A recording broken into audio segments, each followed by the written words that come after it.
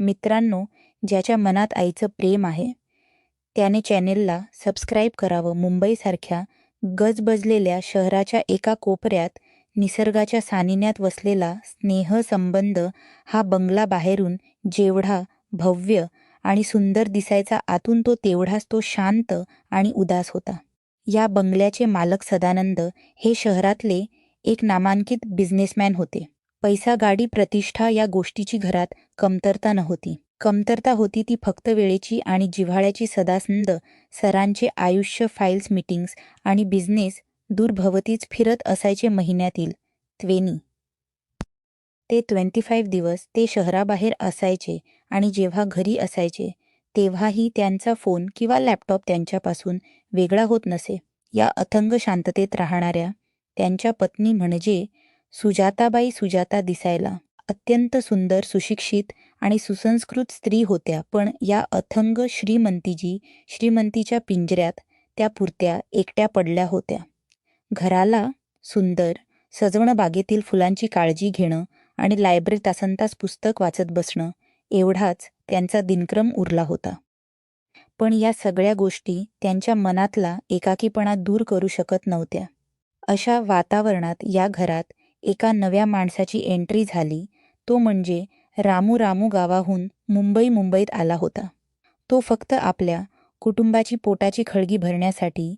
तो वयाने तरुण, देखणं आणि स्वभावाने अत्यंत प्रामाणिक व समजूतदार होता. शहरातल्या कपटी जगाचा त्याला फारसा अनुभव नव्हता, पण माणसाच्या चेहऱ्यावरील दुःख वाचण्याची कला त्याला उपजात अवगत होती. बंगल्यात आल्यावर सुरुवातीचे काही दिवस रामू फक्त आपल्या कामाशी काम ठेवून असायचा. सकाळी उठून घर झाडणे, सदानंद सरांचे कपडे इस्त्री करणे, बाईंना चहा नाश्ता देणे आणि दुपारचे जेवण बनवणे यात तो व्यस्त असायचा. तो सुजाता बाईंना मालकीन बाई म्हणून हाक मारायचा. सुजाताबाई त्याला आदराने आणि अंतराने वागवायच्या. एक मालकीन आणि नोकर यांच्यात जे एक ठराविक मर्यादा असते ती दोघांनाही काटेकोरपणे पाळली होती. पण निसर्गाचा नियम आहे, जेव्हा दोन व्यक्ती एका छताखाली दीर्घकाळ राहतात तेव्हा त्यांच्या संवादाने धागे विणले जाऊ लागतात. सदानंद सर पुन्हा एकदा एका 15 दिवसाच्या मोठ्या बिझनेस स्टोअरवर गेले होते.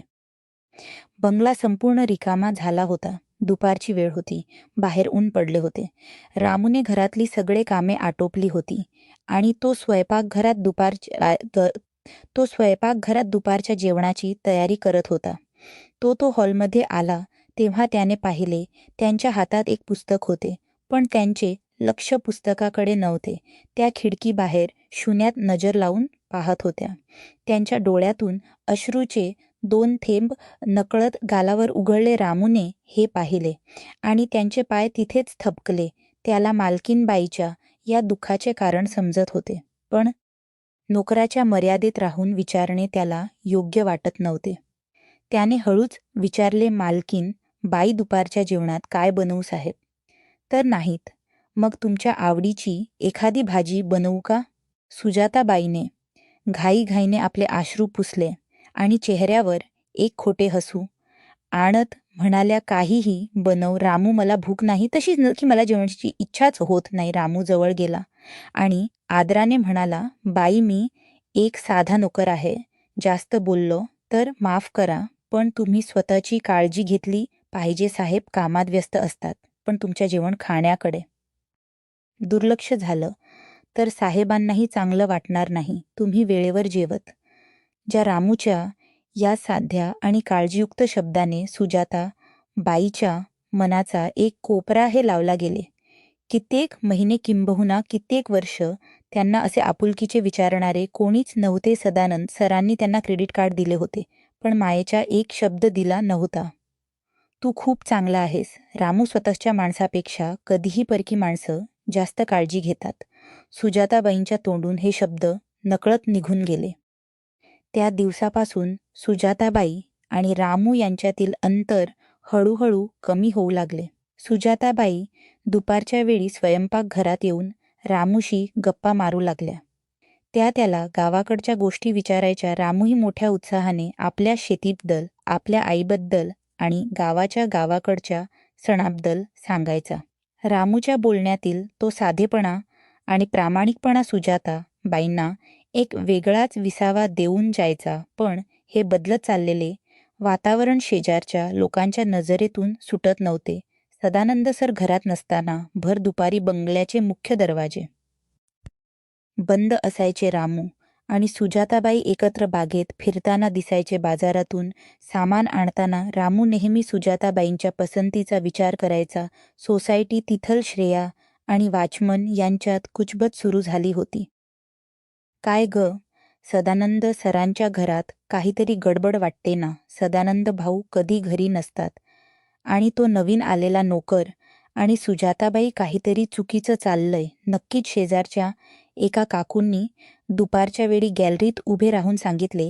एका दुपारी अशीच परिस्थिती निर्माण झाली. सुजाताबाई हॉलमध्ये सोप्यावर बसून रडत होत्या. त्यांचा चेहरा भीतीने फिका पडला होता. रामू त्यांच्या अगदी जवळ बसला होता. त्याने सुजाताबाईचा हात आपल्या हातात घेतला होता. बाई, तुम्ही रडू नका.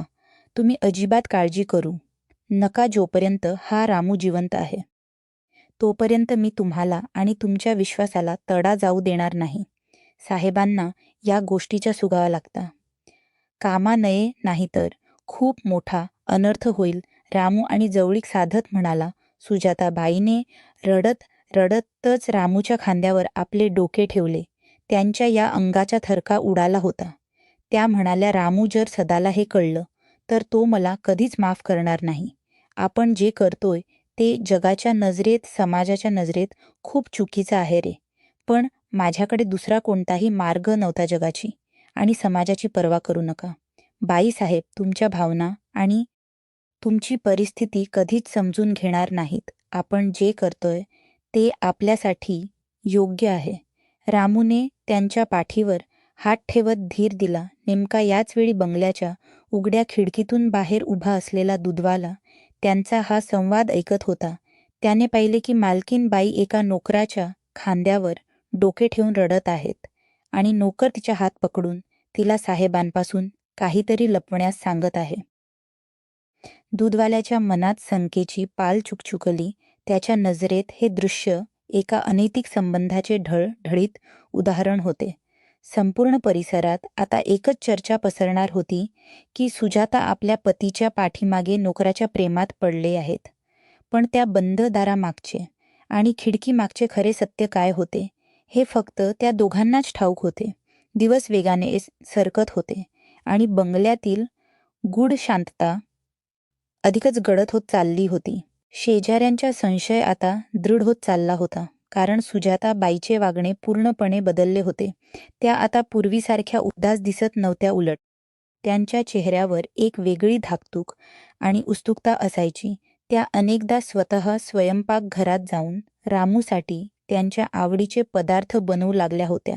दुसरीकडे रामूही बाजारातून येताना गुपचूप काही वस्तू आणून थेट सुजाता बाईंच्या बेडरूममध्ये घेऊन जायच्या. दोघांमधील हे वागणे घरातल्या भिंतींनाही संशयास्पद वाटू लागले होते. रात्रीच्या वेळी जेव्हा संपूर्ण जग झोपलेले असायचे तेव्हा सुजाताबाईच्या बेडरूममध्ये हळू आवाजात गप्पा मारण्याचे आवाज कधीकधी. रामू रात्री उशिरापर्यंत त्यांच्या खोलीतच असायचा. एक रात्री निसर्गाने रौद्ररूप धारण केलं होतं.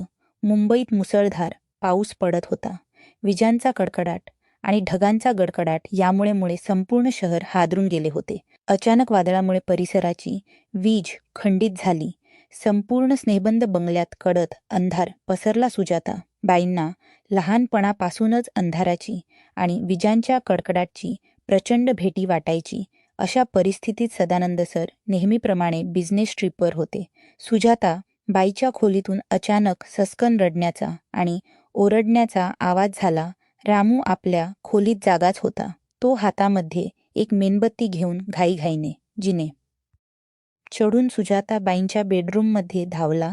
त्याने खोलीचा दरवाजा हलकेच ढकलला. मेणबत्तीच्या अंधुक थरथरत्या प्रकाशात त्याने पाहिले की सुजाताबाई बेडच्या कोपऱ्यात दोन्ही पाया डोके घट्ट धरून थरथर कापत रडत होत्या. मालकीनबाई, घाबरू नका, मी बाहेरच होतो, रामू अत्यंत मऊ आणि अस्वस्थ करणाऱ्या आवाजात म्हणाला. रामूचा आवाज ऐकता सुजाताबाईंनी वर पाहिले. त्यांच्या डोळ्यात प्रचंड भीती होती आणि असहायता होती. त्या क्षणी त्या सर्व मर्यादा, समाज, मालकीन आणि नोकर हे नाते विसरल्या. त्या बेडवरून उठल्या आणि त्यांनी थेट धावत जाऊन रामूला खट्ट मिठी मारले. त्यांच्या या अचानक केलेल्या कृतीने रामूच्या हातातली मेणबत्ती खाली पडली आणि विजली खोलीत पुन्हा एकदा गडधंधार पसरला. आता फक्त विजांचा लखप्रकाश खिडकीतून आत येत होता आणि त्या प्रकाशात दोन जीव एकमेकांना घट्ट पकडून उभे असलेले दिसत होते. खोलीत फक्त दोघांच्या वेगाने चालणाऱ्या श्वासांचा आवाज येत होता. सुजाताबाईचे शरीर थंडीने आणि भीतीने कापत होते. रामूने सुरुवातीला स्वतःला रोखण्याचा, मागे सरपण्याचा प्रयत्न केला. त्याच्या मनातील समाजाने त्याला सांगितले की हे चुकीचे आहे. तू एक नोकर आहेस. पण सुजाताबाईचा तो अर्थस्पर्श आणि त्यांचे असहायता पाहून रामूचे मन वितळले. त्याने आपले मजबूत हात सुजाताबाईंच्या पाठीभोवती वेढले आणि त्यांना स्वतः कवेत घेतले. रामू, मला सोडून कुठे जाऊ नकोस रे. या संपूर्ण जगात माझं म्हणणार कोणीच नाही. मी या पैशाच्या मालात रोज रोज मरत होते. मला खूप भीती वाटते. सुजाताबाई रामूच्या छातीवर डोके ठेवून रडत म्हणाल्या, मी कुठे जाणार नाही. सुजाता, मी नेहमी तुमच्या सोबत आहे. रामूच्या मुखातून पहिल्यांदाच मालकीन बाईऐवजी तिचे नाव निघाले. त्या अंधाऱ्या रात्री, त्या एकांतात कोणालाही वाटले असते की दोघांनी आपल्या भावनांचा ताबा गमावला आहे आणि ते प्रेमाच्या अथंग डोहात वाहून गेले आहेत. काही वेळाने रामूने दुसरी मेणबत्ती पेटवली. सुजाताबाई आता शांत झाल्या होत्या, पण त्यांच्या चेहऱ्यावर एक वेगळीच काळजी होती. त्या म्हणाल्या, रामू, मला खूप भीती वाटते. साहेबांचा संध्याकाळी फोन आला होता. त्यांची मीटिंग लवकर संपली आहे आणि ते उद्या सकाळीच कोणत्याही पूर्वकल्पनेशिवाय घरी परत येत आहेत. जर त्यांना आपल्या या गोष्टीची माहिती मिळाली तर काय होईल? रामूने सुजाताबाईंच्या डोळ्यातील अश्रू आपल्या हाताने पुसले. त्यांच्या या स्पर्शात एक अनामिक जवळीक होती. तो म्हणाला, सुजाता, धीर धरा. उद्या सकाळी साहेब येण्यापूर्वी आपल्याला हे सगळं लपवावं लागेल. आपण जे काही गेले अनेक दिवस या घरात लपून ठेवलं आहे ते साहेबांच्या किंवा इतर कोणाच्या हाती लागता कामा नये, नाही तर खूप मोठा अनर्थ होईल आणि जगासमोर आपली बदनामी होईल. दोघांनीही वेळ न घालवता सुजाता बाईंच्या खोलीतील कपाटामागे मोर्चा वळवला. कपाटाच्या मागे एक गुप्त लॉकर बनवले होते. रामूने ते कपाट बाजूला सारले आणि सुजाताबाईने आपल्या हातातील चावीने ते गुप्त लॉकर उघडले. त्या लॉकरमध्ये त्यांनी काहीतरी घाईघाईने लपून ठेवले. जे त्यांनी बाहेरून आणले होते ते लपवल्यानंतर दोघांचीही चेहऱ्यावर एक सुटकेचा श्वास आला. पण हे दृश्य जर तिसऱ्या व्यक्तीने पाहिले असते तर त्याचा संशय 100% रात्रीत बदलला असता की हे दोघे पतीला फसवून संपत्तीची किंवा कोणत्या तरी गोड गुपिताची चोरी करत आहेत. प्रेक्षकांनाही वाटेल की आता सुजाता आणि रामूचे हे अनैतिक कृत्य उघडकीस येणार आहे.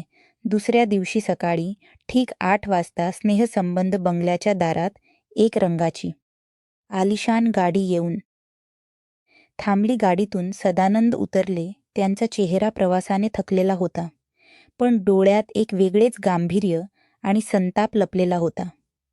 खरं तर सदानंद सरांना येताना सोसायटीच्या गेटवरच वॉचमन आणि शेजारच्या काही लोकांनी थांबून काही गोष्टी केल्या होत्या. सदानंद सर, तुम्ही बिझनेसमध्ये व्यस्त असता, पण जरा घराकडे लक्ष देत जा. तुमची पत्नी आणि तो गावाकडून आलेला नोकर रामू, त्यांच्यात काहीतरी वेगळं सुरू आहे. रात्री अपरात्री त्यांच्या खोलीत दिवे जळत असतात आणि दुपारच्या वेळी दरवाजे बंद असतात. शेजाऱ्यांचे हे शब्द सदानंद सरांच्या कानात विष कालवून गेले होते. सदानंद सरांनी रागाच्या भरात घराच्या मुख दरवाजा उघडला आणि ते थेट हॉलमध्ये आले. हॉलमध्ये संपूर्ण शांतता होती. सुजाताबाई आणि रामू दोघेही तिथे उभे होते. सदानंद सरांना अचानक समोर पाहून दोघांच्याही चेहऱ्याचा रंग उघडला. सुजाताबाईंच्या हातातील चहाचा कप किंचित थरथरला, तर रामूने आपले डोके खाली झुकवले. ही भीती पाहून सदानंद सरांचा संशय अधिकच बळकावला. सदानंद सरांनी आपली बॅग सोप्यावर फेकली आणि ते अत्यंत गंभीर पावले टाकत रामूच्या जवळ आले. त्यांचा आवाज संपूर्ण बंगल्यात घुमला. रामू, तुझी हिंमत कशी झाली अजूनही या घरात थांबण्याची? मी तुला घराची काळजी घेण्यासाठी ठेवलं होतं. माझ्या पाठीमागे काय काय दिवे लावायला नाही. सुजाताबाई पुढे आल्या आणि म्हणाल्या, सदा, तुम्ही हे काय बोलत आहात? ते प्रवासावरून आले आहेत. आधी शांत व्हा, चहा घ्या, चूप बस. सुजाता. सदानंद सर जोरात ओरडले, मला शांत राहायला सांगू नकोस. मला बाहेरच्या लोकांकडून काय काय ऐकायला मिळाले याची तुला कल्पना आहे का? मला सोसायटीच्या लोकांनी सांगितलं की मी नसताना या घराचे दरवाजे बंद असतात. तू आणि हा नोकर एकत्र फिरता, एकत्र गप्पा मारता, आणि काल रात्री तर हद्दतच झाली. काल रात्री वीज गेलेली असताना हा नोकर तुझ्या बेडरूममध्ये काय करत होता? सदानंद सरांच्या या प्रश्नाने सुजाताबाई पुरत्या हादरून गेल्या. त्या थरथर कापू लागल्या. त्यांच्या तोंडून शब्दच फुटत नव्हता. आपल्या पतीसमोर स्वतःची बाजू कशी मांडावी हे त्यांना समजत नव्हते. बोला, गप्प काहात दोघेही? सदानंद सरांचा संयम सुटला. त्यांनी पुढे होऊन रामूची कॉलर खट्ट पकडली. रामू, एका नोकराची एवढी लायकी की त्याने मालकाच्या पत्नीवर नजर ठेवावी. मी तुला पगार देतो, तुला अन्न देतो, आणि तू माझ्या वाटीत खंजीर खोपसलास. माझ्या पत्नीला तुझ्या जाळ्यात ओढलंस. सदानंद सरांनी रामूवर हात उचलण्यासाठी आपला उजवा हात हवेत उघारला. रामू शांत उभा होता. त्याने मार खाण्याची तयारी ठेवली होती, कारण त्याला आपल्या मालकाचा आदर होता. पण सुजाताबाईने धावत येऊन सदानंद सरांचा तो उगारलेला हात मध्येच पकडला. त्यांच्या डोळ्यातून अश्रूच्या धारा वाहत होत्या. सदा, प्लीज हात उनवश नका. त्यांचा यात काहीच दोष नाही. जे काही केलंय ते मी केले. त्यांनी फक्त माझी मदत केली. जर तुम्हाला कोणाला शिक्षा करायची असेल, कोणावर राग काढायचा असेल, तर माझ्यावर काढा. मला या घरातून हाकलून द्या, पण रामूला काहीही बोलू नका. सुजाताबाई रडत रडत म्हणाल्या. सुजाताबाईने एका नोकरासाठी आपल्या पतीचा हात पकडणे आणि सदानंद सरांची खात्री झाली की समाज जे बोलत होता ते पूर्णपणे खरे होते. त्यांच्या पत्नीने रामूवर प्रेम चढले होते. मला विश्वास नाही बसत, सुजाता. सदानंद सर अत्यंत दुःखी आणि संतप्त आवाजात म्हणाले. मी तुला काय कमी पडू दिलं होतं? एवढा मोठा बंगला, गाडी, नोकर, चाकर, हवे तेवढे पैसे, या सगळ्यावर थुंकून तू एका साध्या नोकराच्या प्रेमात पडलीस. माझ्या प्रतिष्ठेची धूलधान केलीस तू. सदानंद सरांनी रागाच्या भरात सुजाताबाईंना जोरान ढकलले. सुजाताबाई सोप्यावर पडल्या. सदानंद सर पुन्हा रामूच्या अंगावर धावून गेले. पण यावेळी रामू शांत राहिला नाही. त्याने सदानंद सरांचा हात हवेतच घट्ट पकडला. त्याच्या डोळ्यात आता भीती नव्हती, तर एक वेगळाच खंबीरपणा होता. साहेब, खूप झालं. माझ्यावर आळ घेतला असला तरी चालेल, पण मालकीन बाई अत्यंत पवित्र आहेत. त्यांच्या चारित्र्यावर संशय घेऊ नका. तुम्ही जे काही समजताय ते पूर्णपणे चुकीचं आणि खोट आहे. जर तुम्हाला खरंच सत्य जाणून घ्यायचं असेल तर माझ्यासोबत वर चला. बंद दारामागत सत्य स्वतःच्या डोळ्याने बघा, आणि मग तुम्हाला जी शिक्षा द्यायची असेल ती आम्हाला द्या. रामू खैर आणि गंभीर आवाजात म्हणाला. सदानंद सरांनी संशयाने आणि रागाने रामूकडे पाहिले. रामूच्या आवाजातील तो प्रामाणिकपणा पाहून त्याचा राग थोडा शांत झाला, पण मनातली शंका अजूनही कायम होती. ते म्हणाले, ठीक आहे, चल, मलाही बघायचं आहे की तुम्ही दोघांनी मिळून माझ्या पाठीमागे कोणता खेळ मांडला आहे. सदानंद सर, सुजाताबाई आणि रामू हे तिघेही झिना चढून वर सुजाताबाईंच्या बेडरूममध्ये आले. खोलीत सदानंद सरांनी स्वभोवताली पाहिले. तिथे सर्व काही सामान्य दिसत. काय दाखवणार आहेस तुम्हाला इथे तुमचे प्रेमसंबंध? सदानंद सरांनी उपरोधाने विचारलं. रामू काही न बोलता कपाटाजवळ गेला. त्याने जे जड कपाट एका बाजूला सारले, जे त्या गुप्त लॉकर होते, सदानंद सरांना वाटले की या लॉकरमध्ये नक्कीच रामू आणि सुजाता यांनी मिळून घरातील दागिने किंवा पैसा चोरून लपवलेले असतील. ते विचार करत होते की ही एक साधी चोरीची केस आहे. रामूने सुजाताबाईकडे पाहिले. सुजाताबाईने आपल्या गळ्यातील चावी काढली आणि थरथरत्या हाताने ते गुप्त लॉकर उघडले. लॉकरचा दरवाजा उघडताच सदानंद सरांचे डोळे आश्चर्याने विस्फारले. त्यांच्या पायाखालची जमीनच सरकली. तिथे कोणतेही दागिने किंवा पैसे नव्हते. त्या मोठ्या कपाटाच्या एक अत्यंत सुरक्षित आणि सुंदर सजवलेल्या लहान पाळण्यामध्ये एक लहान 6-6 महिन्याचे गोंडस बाळ शांतपणे झोसू होते. सदानंद सर स्तब्ध झाले. त्यांच्या तोंडातून शब्दच फुटेना. ते अडकळत म्हणाले, हे काय आहे? सुजाता, हे मूल कोणाच आहे? आणि तुम्ही याला इथे कपाटाच्या मागे का लपून ठेवल आहे? सुजाताबाईने त्या बाळाला हळूच आपल्या कडेवर घेतले आणि त्या ठसा रडू लागल्या. त्या म्हणाल्या, सदा, हे मूल दुसरं कोणाचं नसून माझी लहान बहीण अंजली हीच बाळ आहे. 2 महिन्यापूर्वी गावाकडे हायवेवर झालेल्या त्या भीषण अपघातात अंजली आणि तिचे पती दोघेही जागीच वारले, हे तुम्हाला माहीत आहे? हो, मला माहीत आहे. पण मग हे बाळ इथे कसं? सदानंदाने विचारले. अंजलीच्या जाण्याने हे बाळ पूर्णपणे अनाथ झालं होतं. नातेवाईक याला अनाथ आश्रमात पाठवण्याची तयारी करत होते. पण माझ्या बहिणीच असं अनाथ कसं सोडू मी?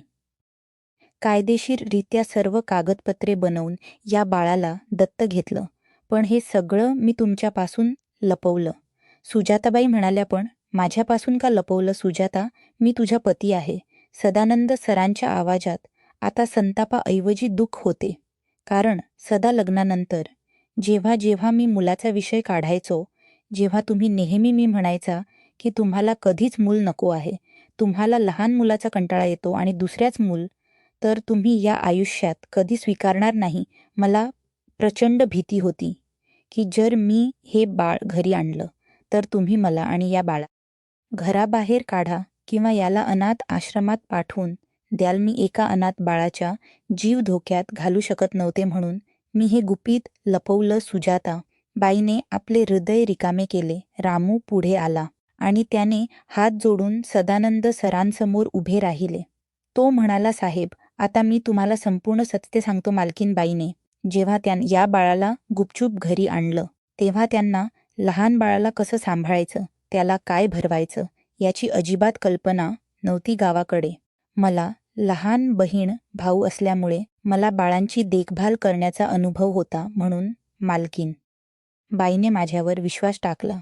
दुपारी बाळ रडायचं, त्याचा आवाज बाहेर जाऊन शेजाऱ्यांना येऊ नये आणि बाळाला कळावू नये म्हणून आम्ही घराचे दरवाजे खिडक्या बंद ठेवायचो. रात्रीच्या वेळी बाळाला ताप यायचा किंवा ते घाबरायचे तेव्हा मालकीन बाई एकट्या असायच्या म्हणून मी मेणबत्ती घेऊन किंवा बाहेर खोलीच्या दारापाशी रात्री जागून काढायचो, जेणेकरून बाळाला काही त्रास होऊ नये. रामूने घेतलेली श्वास आणि त्यांचे शब्द सदानंद सरांच्या छातीवर हातोडे सारखे पडत. रामू पुढे म्हणाला, काल रात्री मुसळधार पावसात वीज गेली होती तेव्हा बाळ खूप घाबरून रडत होते म्हणून मी बाईच्या खोलीत आलो होतो.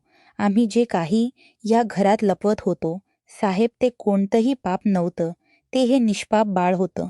मालकीनबाईंनी कधी स्वतःच्या मर्यादेचे उल्लंघन केले नाही. त्यांनी एका मातेच्या कर्तव्यासाठी स्वतःची बदनामी पत्करली आणि मी फक्त एका नोकराच्या धर्मपाळ सरांच्या डोळ्यातून आता पश्चातापाचे अश्रू वाहू लागले होते.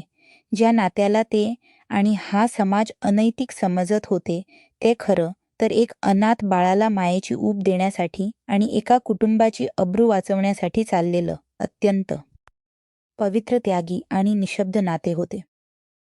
रामूने नोकर असूनही एका बापाची आणि एका भावाची भूमिका चोख बजावली होती, जी स्वतः सदानंद सर पती असूनही बजावू शकले नव्हते. सदानंद सर पुढे झाले आणि त्यांनी थेट रामूचे दोन्ही हात आपल्या हातात घेतले. एका करोडपती माणसाने एका साध्या नोकरासमोर आपले डोके झुकवले होते. रामू, मला माफ कर रे. मी माझ्या संशयाच्या अंधारात एका देव माणसावर एवढा मोठा आळ घेतला. तू नोकर नाही, तू या घराचा रक्षक आहे. सदानंद सर ढसाढसा रडले. त्यांनी मागे वळून सुजाताबाई आणि त्या लहान बाळाला आपल्या मजबूत कवेत घेतले. सुजाता, मला माफ कर. मी पैशाच्या मागे एवढा धावलो की तुला तुझ्या मनातील मातेची हाक ऐकू आली नाही. हे बाळ अनाथ नाही. आजपासून हा सदानंदाचा वारस आहे. मी याला माझा स्वतःचा मुलगा म्हणून स्वीकारतो. घरात आता आनंदाचे आणि समाधानाचे वातावरण पसरले होते. रामूने कोपऱ्यात ठेवलेली आपली छोटीशी कपड्याची बॅग उचलली. त्याच्या चेहऱ्यावर एक सुटक्याची आणि तृप्तचे हसू होते. त्याच्या डोळ्यात आनंदाश्रू होते. साहेब, आता बाळाला याच हक्काच घर मिळालं आहे आणि त्याला त्याचा बापही मिळाला आहे. या रामूची गरज आता संपली आहे. मला माझ्या गावाकडे निघायला हवं. रामू शांतपणे म्हणाला, नाही रामू, तू कुठे जाणार नाहीस. तू या घराचा सदस्य आहेस. सदानंद सर आणि सुजाताबाईंनी त्याला थांबवण्याचा खूप प्रयत्न केला, पण रामूने अत्यंत नम्रपणे नकार दिला. तो म्हणाला, नाही बाई, माझं प्रेम आणि माझं कर्तव्यभाव जर खरा असेल तर तो तुमच्या कुटुंबाच्या एकत्र येण्याचंच आहे. माझ्या मी गेल्यावर त्या चर्चा थांबतील. बाळ मोठा झाल्यावर त्याला सांगा की त्याच्यावर जीवापाड प्रेम करणारा एक रामू मामा होता. रामूने सुजाताबाईच्या आणि सदानंद सरांच्या पाया पडले. पाळण्यातील बाळाच्या डोक्यावर हात ठेवून आशीर्वाद दिला आणि तो आपल्या बॅगसह बंगल्याचे विस्तीर्ण दरवाजे ओलांडून बाहेर पडला. सुजाताबाई खिडकीतून त्याला जाताना पाहत राहिल्या. त्यांच्या डोळ्यातून अश्रू वाहत होते, पण मनात रामूबद्दलचा आदर हिमालय एवढा उंच झाला होता. रामूने निघून जाऊन त्यांच्या नात्याची पवित्रता आणि नैतिकता कायमची जपली होती. रामू मुंबईच्या आत्या अथांग गर्दीत कुठेतरी हरून गेला, पण स्नेहस बंगल्यातच.